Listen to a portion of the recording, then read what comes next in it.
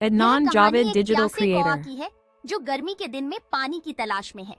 कौवा चारों ओर सूखी जमीन में पानी की तलाश करता है। उसकी आंखों में प्यास की झलक दिखाई देती है। कौवा दूर एक गांव की ओर उड़ान भरता है जहां एक बर्तन पानी के लिए रखा हुआ है और इसकी आंखों में उम्मीद की चमक है। गांव में पहुंचकर कौवा बर्तन के पास उतरता है और उसे ध्यान से देखता है, लेकिन पानी की सतह बहुत नीचे है।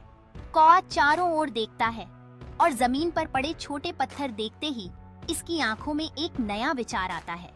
कौवा पत्थरों को बर्तन में एक एक करके डालना शुरू करता है और हर बार पानी का स्तर थोड़ा थोड़ा बढ़ता है। जैसे जैसे पानी का स्तर बढ़ता है, कौवा ने खुशी से पंख फड़फड़ाना शुरू कर दिया। यह जानकर कि सफलता अब करीब है। कौवा बर्तन में अपना बिल लगाता है और ठंडे पानी का आनंद लेते हुए राहत और संतोष से भरी आंखों के साथ देखता है। कौवा प्यास बुझाते हुए पानी पीता है। उसके चारों ओर गांव के अन्य जानवर भी उसकी बुद्धिमानी से प्रभावित होकर इकट्ठा होते हैं।